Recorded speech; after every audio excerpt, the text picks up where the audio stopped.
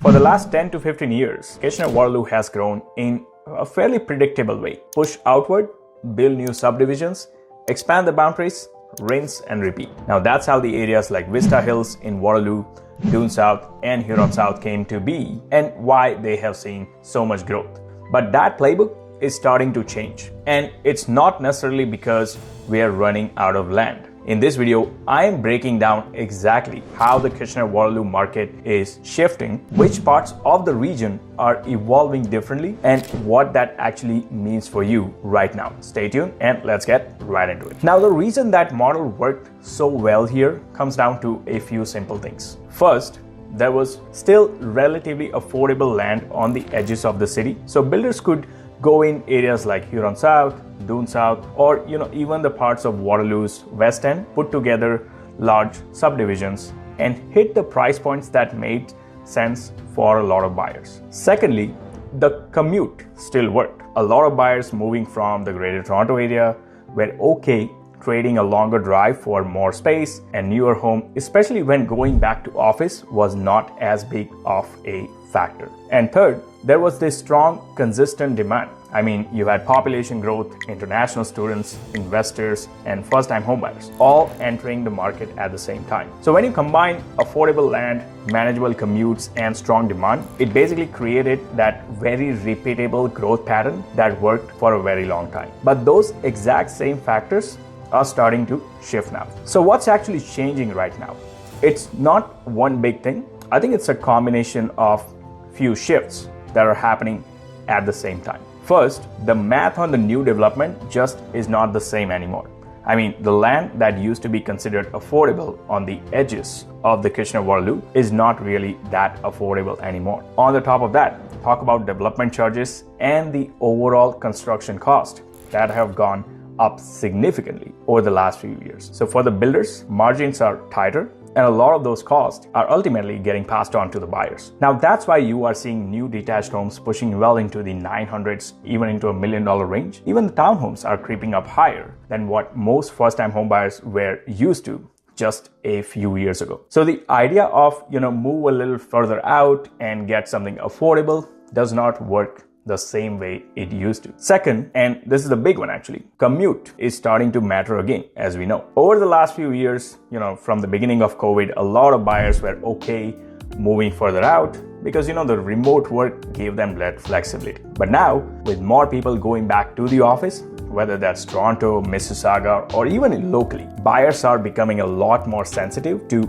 how far they are willing to go. Now, there is a point where extra space just is not worth the extra hour in traffic every day, and more buyers are starting to hit that limit. And the third one, the type of demand in the market is definitely shifting. We are definitely seeing a slower population growth in the short term, fewer international students compared to peak years, and a lot of first-time homebuyers are becoming more and more cautious with the affordability still being stretched in many markets. At the same time, investors, they're not active as much as they were a couple of years ago either. So it's not that the demand has disappeared, it's just that become a lot more selective and a lot more intentional. So when you combine higher land cost, tighter commute expectations, and a shift in demand, you start to see why that old growth pattern does not work as smoothly anymore. And by the way, if we have not met yet, my name is DHARMIK Dixit. I am a local real estate agent here in the KWC area.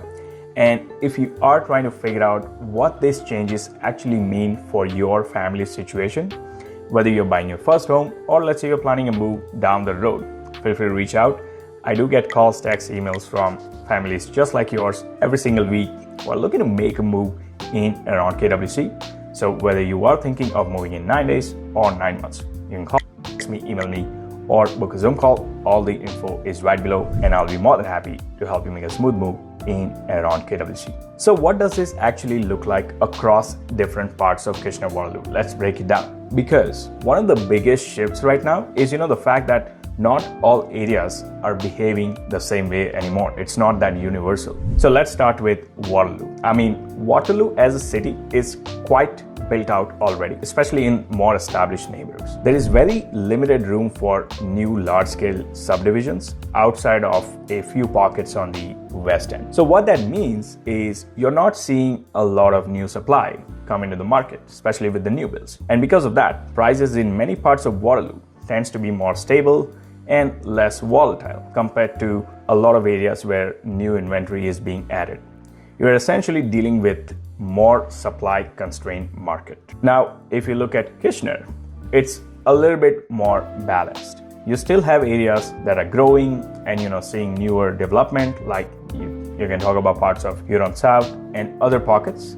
But at the same time, a lot of the city is already established. So what you're getting here is a mix. Some newer supply, some older established neighborhoods, and a wider range of options depending on your budget and your lifestyle. It's not as constrained as Waterloo, but it's also not expanding the same way it used to. And then you do have some outer pockets, whether that's parts of Cambridge or even areas outside of the core KW like Stratford, New Hamburg or Tavistock, where you will find relatively newer home at lower price points compared to the core. But for the most buyers I speak with, especially those commuting or coming from the GTA, this comes with a real trade-off. I mean, you're often looking at longer commute times, fewer nearby amenities, and a little different day-to-day lifestyle. So while those options do exist, they are not necessarily the obvious choice for everyone the way they might have been a few years ago. So instead of one clear best direction for growth, what we are really seeing now is